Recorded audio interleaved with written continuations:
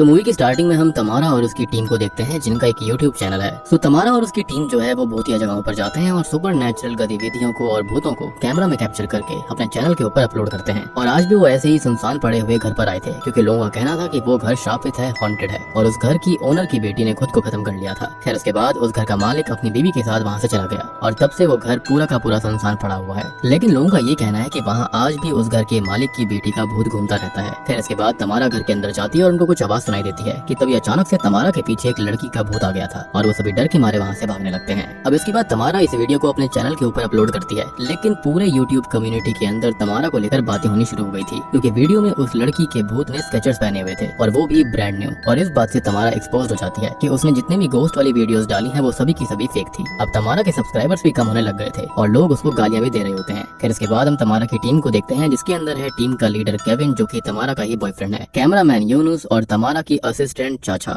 जो कि एक्स्ट्रा भी है, यानी कि यहाँ पर वो भूत वगैरह बनती थी, यानी कि स्टार्टिंग वाली वीडियो के अंदर वही भूत बनी हुई थी। और बात करें तमारा के बारे में तो वो खुद यहाँ पर होस्ट होती है। खैर अब केविन सबको ये कहता है कि उन्हें अगर अपनी रेपुटेशन को बचाना है तो उन्हें उस भूतिया जगह पर जाना होगा जिसके बारे में तमारा को उसकी लेट मदर ने बताया था। अब भले ही उनकी सभी वीडियोस फेक थी लेकिन लोगों को बस एक वीडियो के अंदर ये बात पता लगी थी कि गोस्ट जो है वो फेक है और वो गलती भी असल में चाचा की वजह से हुई थी। और अगर उन्होंने सच में कोई हॉन्टेड जगह ढूंढ ली तो इससे होगा ये कि उनके सारे सब्सक्राइबर्स इससे डिस्ट्रैक्ट हो जाएंगे और पुरानी सारी बातें भूल जाएंगे। खैर वो सभी अपना सामान पैक करके वहाँ से निकल पड़ते हैं और रास्ते में वो बातें करते जा रहे थे कि दुनिया में सच में हॉन्टेड जगहें होंगी और सच में हॉन्टेड प्लेसेस हैं तो वहाँ पर भूत भी होंगे। खैर इसके बाद केविन तमारा की दी गई लोकेशन को फॉलो करते हुए ड्राइव कर रहा था, लेकिन जैसे जैसे वो आगे बढ़ रहे होते हैं तो वो रोड काफी पतली होती जा रही थी और तभी वो चारों जंगल के बीचों बीच पहुंच जाते हैं और वहाँ का माहौल भी काफी अजीब सा हो गया था। अब सीन रात की तरफ आता है और हम उस जगह की लोकल पुलिस को देखते हैं जहाँ पर तमारा और उसके दोस्त जा रहे थे। पुलिस को उस जंगल के पास वाले गाँव से एक रिपोर्ट मिली थी कि एक गाड़ी जंगल से बाहर पार्क हो रखी है और थोड़े ही आगे जाकर एक टेंट लगा हुआ था, लेकिन वहाँ आसपास कोई भी नहीं था। अब वहाँ पर senior inspector Rani and assistant senior inspector रहमत बाकी पुलिस फोर्स के साथ आए हुए थे और वहाँ पर उन्हें तमारा और उसके दोस्तों के बैग मिलते हैं जिसमें उनके एक्स्ट्रा कैमरास थे और वो उनकी कार के डैश कैम को भी निकाल लेते हैं ताकि यहाँ पर सब कुछ देख सके कि आखिरकार हुआ क्या था। अब तभी रानी कुछ ऑफिसर्स को बोलकर वो सारे सामान को एज एन एविडेंस की तरह पैक करके पुलिस स्टेशन भेजने के लिए कहती है। खैर कुछ ऑफिसर्स को तमारा और उसके दोस्तों को ढूंढने के लिए भी कहा जाता है, यानी कि ये लोग मिसिंग हो गए थे।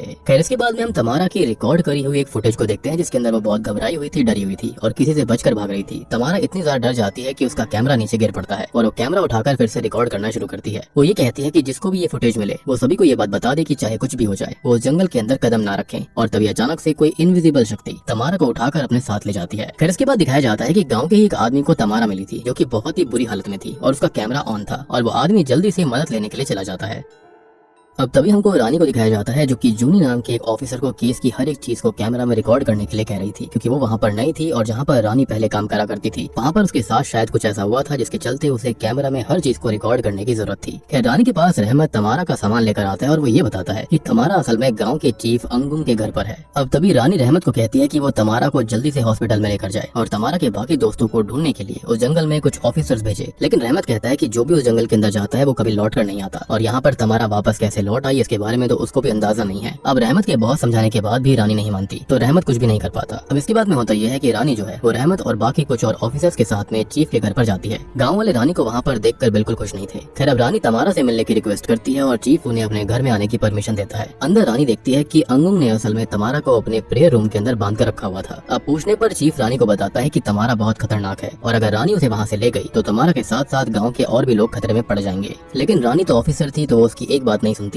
इवन चीफ ये भी बोल रहा था कि बस 2 दिन तक तमारा को वहीं पर रहने दिया जाए, लेकिन रानी फिर भी नहीं मानती और वहाँ पर खड़े हुए हर एक व्यक्ति यानी कि यहाँ पर ऑफिसर्स तक के फेस से साफ पता चल रहा था कि चीफ बिल्कुल सच बोल रहा है और तमारा का वहाँ पर चीफ के पास ही रहना ठीक था। लेकिन रानी का ऑर्डर इन ऑफिसर्स को मानना पड़ता है और वो तमारा को वहाँ से सीधा हॉस्पिटल ले जाते हैं। अब स्टेशन पहुंचकर रहमत रानी को बहुत समझाने की कोशिश करता है लेकिन रानी अपनी सुपीरियोरिटी दिखाकर रहमत को चुप करवा देती है, जिसके बाद में रहमत दुखी होकर वहाँ से चला जाता है। वो यहाँ पर कोई ना कोई राज जानता था। अब रानी तमारा की बैकग्राउंड हिस्ट्री निकालती है और उसको ये पता चलता है कि तमारा असल में एक यूट्यूब ब्लॉगर है और वो हॉन्टेड जगहों पर जाकर वहाँ के व्लॉग्स को अपलोड करती है। और तमारा की लाइव स्ट्रीमिंग चेक करने पर हमको ये पता चलता है कि तमारा अपनी माँ की सुनाई गई कहानियों से बहुत ही ज्यादा इंस्पायर्ड थी, लेकिन वो कहानी कौन सी थी ये हमको अभी तक नहीं पता है। लेकिन ये बात जरूर पता है कि तमारा ने लाइव जाकर ये बात बोली थी कि वो चैनल छोड़ रही है। खैर इसके बाद हमें तमारा को दिखाया जाता है जिसकी हालत तो काफी खराब थी, लेकिन फिर भी रानी उसको स्टेशन बुलाकर उससे सारी बात पूछती है और तब जाकर वो उसको बात बताती है और हम देखते हैं कि तमारा और उसके दोस्तों के साथ आखिरकार हुआ क्या था। तो तमारा की माँ असल में उसको एक कहानी सुनाया करती थी जो की थी द द डेविल्स मार्केट की, और ये लोग उस जंगल के अंदर डेविल्स मार्केट को ही ढूंढने आए थे। यानी कि केविन ने जो बात बोली थी वो इसी मार्केट के बारे में थी, यानी कि यही वो हॉन्टेड जगह थी जो कि सच मानी जाती है।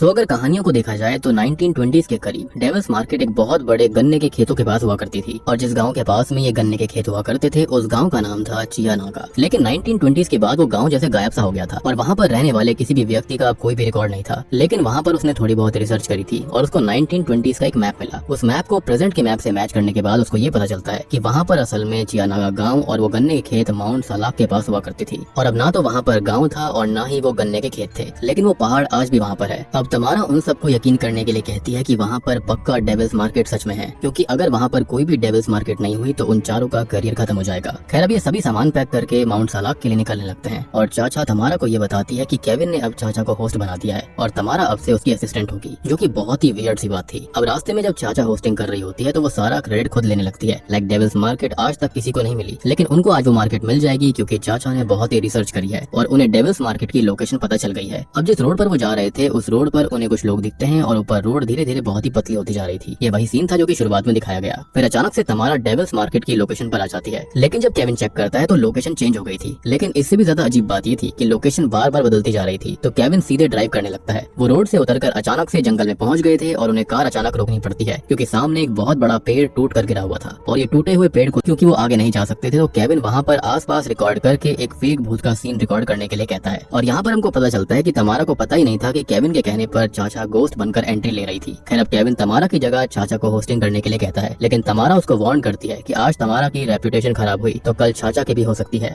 खैर अब इन सब चीजों से गुस्से में आकर तमारा कार से बाहर निकलकर जंगल में आगे बढ़ने लगती है और केविन यूनुस को उसके पीछे जाकर सब कुछ रिकॉर्ड करने के लिए कहता है। और जब यूनुस तमारा के पीछे जाता है तो वो देखता है कि कोई आदमी तमारा को पकड़कर वहाँ से चला जाता है, और तमारा यूनुस को बताती है कि वो आदमी वहाँ का लोकल था और उसने बताया है कि डेविल्स मार्केट बस 30 मिनट की ही दूरी पर है, यानी कि 30 मिनट चलने के बाद वो उनको मिल जाएगी। लेकिन तमारा यूनुस को उस चीज के बारे में नहीं बताती जो उस आदमी ने उसको दी थी। खैर अब इसके बाद तमारा केविन को जाकर सारी बात बताती है और फिर यूनुस वीडियो रिकॉर्ड करने लगता है। तमारा अपने व्यूअर्स को बताती है कि वो डेविल्स मार्केट ढूंढने जा रही है और आज तक जो कोई भी डेविल्स मार्केट ढूंढने गया है वो कभी लौट कर नहीं आया, लेकिन वो डेविल्स मार्केट की एग्जिस्टेंस का सबूत लेकर आएंगे। फिर इसके बाद में केविन चाचा को बीच बीच में अपनी वीडियो रिकॉर्ड करने के लिए भी कहने लगता है। अब वो आगे जंगल में बढ़ते रहते हैं और थोड़ी आगे जाकर उनको एक पुराना घर मिलता है और लेजेंड्स के हिसाब से वही डेविल्स मार्केट है। अब हम देखते हैं कि चाचा और यूनुस काफी डरे हुए थे। उनको ऐसा भी लग रहा होता है कि जैसे ये सारी बातें झूठी हों और उनको डराने के लिए कही गई हैं, लेकिन ऐसा बिल्कुल भी नहीं था। ये सब कुछ रियल होता है। अब केविन उन दोनों को वहाँ पर रुकने के लिए फोर्स कर रहा था और उन्हें फेम और पैसों का लालच दे रहा था। मजबूरी में उन दोनों को वहीं पर रुकना पड़ता है और वो चारों उस घर के थोड़ी दूर ही अपना टेंट लगा लेते हैं। यानी कि शायद से शुरुआत में जो टेंट दिखाया गया था वो यही था या फिर मे बी और भी कोई गहरी बात थी। अब फिलहाल हमको इतना ही दिखाया जाता है। इसके बाद में हम प्रेजेंट टाइम में आते हैं और चीफ अंगुंग तब से स्टेशन के बाहर ही खड़ा हुआ था जब से रानी तमारा को वहाँ पर लेकर आई थी। रहमा जाकर रानी को बताता है कि चीफ उससे बात करना चाहता है। फिर रानी चीफ से मिलने के लिए चली जाती है और हम देख पाते हैं कि तमारा के साथ कुछ तो अजीब हो रहा था। अब उधर चीफ रानी को बताता है कि जिसे रानी ने वहाँ पर रखा है वो तमारा नहीं है और वो रानी को किसी के बारे में बता रहा था जिसने अपने पति, अपनी बहन, अपने भतीजे और गाँव के ढेर सारे लोगों को खत्म किया था। और अब जो चीफ और गाँव के लोग हैं वो उनके बच्चों में से ही है जिसे उस व्यक्ति ने खत्म नहीं करा था, जिसकी बात अंगुंग कर रहा है। और फिलहाल जो चीफ अंगुंग और गाँव के बाकी लोग हैं वो उन्हीं बचे हुए लोगों में से एक है जिसको वो व्यक्ति खत्म नहीं कर पाया था।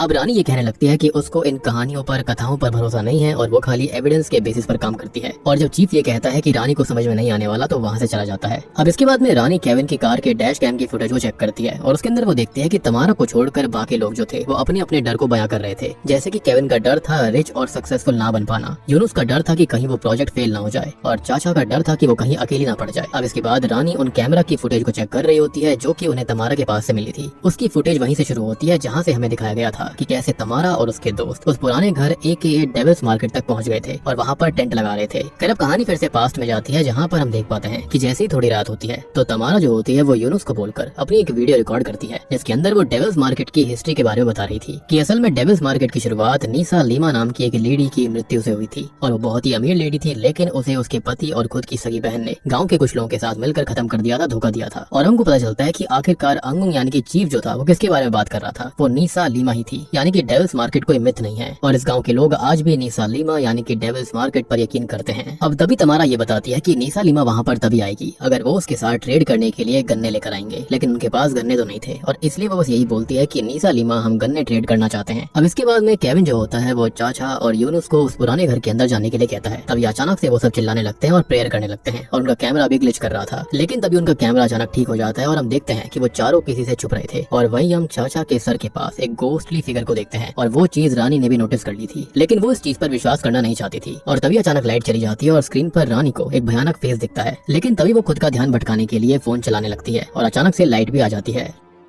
खैर अब इन सबसे परेशान होकर रानी फिर से तमारा के पास जाती है और उससे पूछती है कि उसके दोस्तों के साथ आखिर हुआ क्या था। तो तमारा रानी को सब बताने लगती है कि आगे क्या हुआ, और साथ ही साथ हम देखते हैं कि रानी उस कैमरा की फुटेज भी देख रही थी ताकि वो क्रॉस चेक भी कर सके कि आखिरकार यहाँ पर तमारा की कहानी सच है या फिर झूठ। तो कहानी पास्ट में जाती है जहाँ पर केविन ये चाहता था कि तमारा फेक गोस्ट बनकर आए और वो तमारा को वो करने के लिए फोर्स कर रहा था। अब यूनुस और चाचा कुछ नहीं बोल रहे होते तो तमारा भी केविन की हाँ में हाँ मिला देती है और चाचा जो होती है वो उस पुराने घर के अंदर जाने लगती है। उसके पीछे पीछे यूनुस भी होता है और यहीं से उनका कैमरा रिकॉर्ड करना बंद कर गया था। और हम रीजन देख पाते हैं कि वहाँ पर बहुत सारे डेड लोगों के भूत पहुंच गए थे जो कि असल में वेंजफुल स्पिरिट्स थी, और उनके साथ साथ वहाँ की रानी नीसा लीमा की स्पिरिट भी आ गई थी। खैर अब उन भूतों को देखकर ये चारों बहुत डर गए थे और वो घर के अंदर ही जाकर छुप जाते हैं। लेकिन हम चाचा के सर पर एक गोस्ट को देखते हैं। अब अचानक से सब शांत हो गया था और केविन यूनुस को बाहर जाकर चेक करने के लिए बोलता है, लेकिन जब वो बाहर जाने से मना करता है तो वो उसे चाकू दिखाकर बाहर जाने के लिए बोलता है, लेकिन बाहर कोई भी नहीं था। लेकिन जैसे ही वो अपने टेंट की तरफ जाने लगते हैं तो यूनुस वहाँ पर उस घर के पास ही बनी हुई किचन में दो लेडीज के भूतों को देखता है जो कि खाना बना रही थी। उनको देखकर यूनुस बहुत डर गया था और वो वहाँ से भागने लगता है, लेकिन वो भागते भागते नीचे गिर जाता है। और तभी हम देखते हैं कि केविन को यूनुस की हेल्प करनी चाहिए थी, लेकिन वो उसके बजाय उसका कैमरा उठाकर वहाँ से भाग जाता है और कोई इनविजिबल शक्ति यूनुस को खींचकर अपने साथ ले जाती है। अब जब केविन टेंट में पहुंचता है तो तमारा उससे यूनुस के बारे में पूछती है, तो वो कहता है कि यूनुस पीछे रह गया है और वो तमारा को फोर्स करता है बाहर जाकर यूनुस को ढूंढने के लिए। लेकिन उससे पहले वो तमारा को यूनुस का कैमरा पकड़ा देता है। अब तमारा किसी तरह से उस पुराने घर तक पहुंच जाती है और उसके अंदर दाखिल होती है, लेकिन वहाँ कोई नहीं था। तभी अचानक वहाँ पर रखी हुई मोमबत्तियां अपने आप जल गई थी और थोड़ा सा चेक करने पर आगे तमारा को यूनुस मिलता है जिसकी हालत बहुत ही खराब थी क्योंकि वो खुद की ही स्किन को काट रहा था। और फिर वो अपनी छाती फाड़कर तमारा के सामने अपना दिल निकाल लेता है और ये सब देखकर तमारा बहुत डर जाती है। उसके होश उड़ गए थे और अब वो सीधा डर के मारे भागकर टेंट में आ जाती है और वो चाचा और केविन को सारी बात बताती है कि क्या हुआ। लेकिन केविन तमारा से पूछता है कि क्या उसने सब कुछ रिकॉर्ड किया या फिर नहीं, और ये बात सुनकर तो तमारा का दिमाग खराब हो जाता है। आई मीन यहाँ पर उनका दोस्त खत्म हो गया, लेकिन केविन को वीडियो की पड़ी हुई थी और अब वो केविन के ऊपर हमला कर देती है क्योंकि वो समझ गई थी कि केविन को उनसे कोई मतलब नहीं है और उससे बस मतलब है उन पैसों से जो कि तमारा और बाकी टीम की वजह से आ रहे हैं, क्योंकि केविन बस हमेशा ऑर्डर्स देता रहता है और उसका तो कोई काम भी नहीं था टीम के अंदर। मतलब कि केविन ऐसा लीडर था जो कि अपनी टीम की हेल्प नहीं करता था और खाली उन पर ऑर्डर चलाया करता। एनीवेज यहाँ पर अचानक से उन तीनों को अब टेंट के बाहर से अजीब सी आवाजें सुनाई देने लगती हैं और जब आवाजें बंद होती है तो यूनुस की लाश आकर उनके टेंट पर गिर पड़ती है। उसकी लाश को देखकर वो तीनों कार की तरफ भागने लगते हैं और भागते भागते वो कार तक पहुंच भी गए थे। फिर वो जल्दी से लोकेशन लगाकर कार शुरू करके वहाँ से बाहर निकलने की कोशिश करते हैं, लेकिन वो घूमकर वापस से उसी जगह पर आ रहे थे जहाँ पर उन्होंने कार को पार्क किया था। अब कार की बैटरी भी खत्म हो गई थी और दरवाजे भी अनलॉक हो जाते हैं, तो उनके पास टेंट के अंदर जाने के अलावा कोई भी रास्ता नहीं बचता। ऐसा लग रहा था कि जैसे कि यहाँ की स्पिरिट जो थी वो उनको वहाँ से बाहर नहीं जाने देना चाहती थी, इसलिए वो तीनों टेंट की तरफ भागते हैं और जब वो टेंट के पास जाते हैं तो उन्हें उस जगह पर घास मिलती है जहाँ पर यूनुस की लाश थी। यहाँ पर चाचा समझ जाती है कि वो सब तमारा का किया धरा था क्योंकि उसने भी डेविल्स मार्केट पर थोड़ी सी रिसर्च करी थी और जो चीज उस व्यक्ति ने तमारा को दी थी वो घास थी, लेकिन वो कोई आम घास नहीं है। आपको याद होगा कि वो एक लोकल से टकराई थी और उसने उसको खींच लिया था और हमको बताया नहीं गया था कि उसने उसे क्या दिया है। तो असल में उस लोकल व्यक्ति ने उसको घास दी थी। अब ये घास असल में एक तरह की करेंसी थी जिसकी हेल्प से तमारा कोई भी एक डार्केस्ट डिजायर या फिर विश को मांग सकती थी, लेकिन उसके बदले में तमारा हमेशा के लिए वहीं पर फंस जाएगी और उसके साथ अब केविन और चाचा भी फंस गए थे। खैर तमारा कहती है कि उसे नहीं पता था कि वो वहीं पर फंस जाएंगे और अपनी गलती सुधारने के लिए तमारा कहती है कि वो बाहर जाकर नीसा लीमा से अपना ट्रेड कैंसिल कर देगी। फिर तमारा वहाँ से चली जाती है और उसके जाने के बाद में हम चाचा और केविन की बातों से जान पाते हैं कि असल में ये दोनों ही अपनी दोस्त को धोखा दे रहे थे, यानी कि केविन अपनी गर्लफ्रेंड को और चाचा यहाँ पर धोखा दे रही थी तमारा को। इन दोनों का अफेयर चल रहा था और ये बात तमारा को आज वो रिकॉर्डिंग की वजह से पता चली थी। खैर अब चाचा जो होती है वो केविन को तमारा को वहीं पर छोड़कर वहाँ से निकलने के लिए कहती है, लेकिन केविन तमारा को अपने साथ ही लेकर जाना चाहता था, तो इसलिए वो चाचा के साथ तमारा को ढूंढता हुआ उसके पीछे उस पुराने घर में चला जाता है। वहाँ पर हर तरफ लाशें ही लाशें थी, यानी कि उनके टुकड़े पड़े हुए थे, लेकिन उसे वहाँ पर एक गिलेटिन भी दिखता है, यानी कि एक ऐसा ब्लेड जो कि ऊपर से नीचे आता था जिसकी वजह से इंसानों को काट दिया जाता, यानी कि क्रिमिनल्स का सर धड़ से अलग कर दिया जाता था। एनीवेज अब होता यह है कि अचानक चाचा वहाँ से गायब हो जाती है और ढेर सारे भूत वहाँ पर आ गए थे जिनको देखकर केविन बहुत डर जाता है, लेकिन अचानक से वो भूत गायब हो जाते हैं और वहाँ पर तमारा आ जाती है और केविन तमारा को बताता है कि चाचा गायब हो गई है। लेकिन अचानक से वहाँ पर नीसा लीमा के साथ साथ और भी भूत आ गए थे और नीसा लीमा चाचा का गला उस गिलेटिन से काट डालती है। अब ये सब देखने के बाद केविन और तमारा वहाँ से डर के मारे भागने लगते हैं, लेकिन उन्हें हर तरफ नीसा लीमा और वो भूत यानी कि स्पिरिट्स वगैरह दिख रही थी।